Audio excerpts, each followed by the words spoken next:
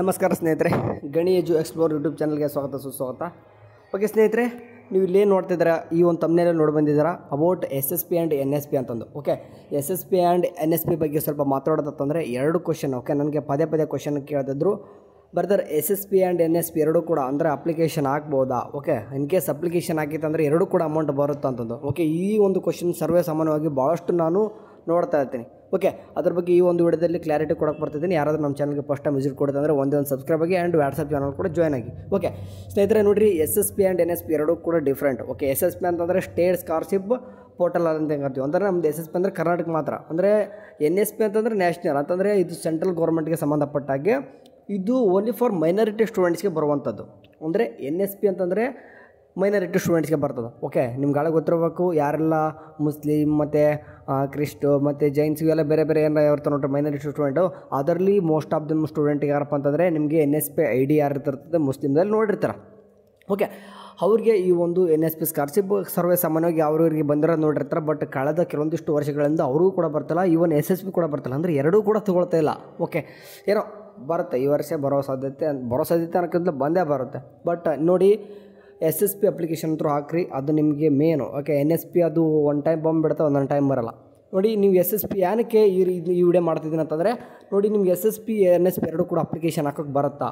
Okay, ನೀವೆರಡೂ ಕೂಡ application ಹಾಕೋಕ್ಕೆ ಬಂದರೆ ಹಾಕ್ರಿ, ಬಟ್ ಬರೋಲ್ಲ.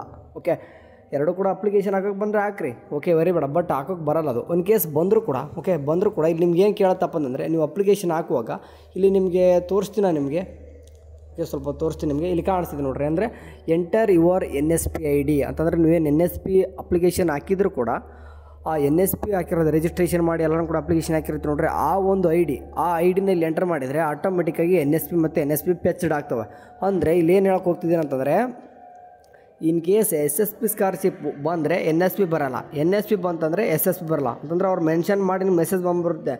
ಅಂದರೆ you are eligible for the only for NSP not for SSP, ಅಥವಾ you are only eligible for SSP not for NSP ಅಂತಂದರೆ ಈ ರೀತಿ ಏನು ಬರ್ತದೆ, ಒಂದು ಮೆಸೇಜ್ ಬರ್ತದೆ ನೋಡಿ. ಆಟೋಮೆಟಿಕ್ಕಾಗಿ ಏನು ಮಾಡ್ತದೆ ಅಂತಂದರೆ ಇಲ್ಲಿ NSP ID ಕೇಳ್ತದೆ. ಇನ್ ಕೇಸ್ NSP ಅಪ್ಲಿಕೇಶನ್ ಹಾಕಲ್ಲ, ನನಗೆ ಬೇಡ, ಯಾಕಂದರೆ ಕಳೆದ 2 ವರ್ಷಗಳಿಂದ ನನಗೆ ಬಂದೇ ಇಲ್ಲಪ್ಪ, ನಾನು SSP ಒಂದೇ ಹಾಕ್ತೀನಿ ಅಂತಂದರೆ, ನೀವು NSP ಹಾಕಿದೆ ಅಂತಂದರೆ ID ಬೇಡ, ID ಹಾಕದೆ ಮಾಡ್ಬೋದು. ಜಸ್ಟ್ ನಿಮ್ಮದು RD ನಂಬರ್ ಎಂಟ್ರಿ ಮಾಡ್ಕೊಂಡು ನೀವು ಅಂದರೆ ನಿಮ್ಮದು ಅದಕ್ಕೆ ಕ್ಯಾಸ್ಟ್ ಆ್ಯಂಡ್ ಇನ್ಕಮ್ದು ಏನಿದೆ ಅದೆಲ್ಲನೂ ಕೂಡ ವಿವರಗಳನ್ನು ತುಂಬೋದು. ಓಕೆ, ಕಾಣಿಸಿದ್ರೆ ಎಲ್ಲನೂ ಕೂಡ ಫಿಲ್ಅಪ್ ಮಾಡಿಕೊಂಡು ಸೇವ್ ಆ್ಯಂಡ್ ಪ್ರೊಸೀಡ್ ಸೆಕೆಂಡ್ ಸ್ಟೆಪ್ಪಲ್ಲಿ ನೀವು ಅಪ್ಲಿಕೇಶನ್ ಹಾಕ್ಬೋದು. SSPಗಾಗಿ SSU ಆಗಿ ಅಪ್ಲಿಕೇಶನ್ ಪೂರ್ಣಗೊಳ್ಳುತ್ತೆ.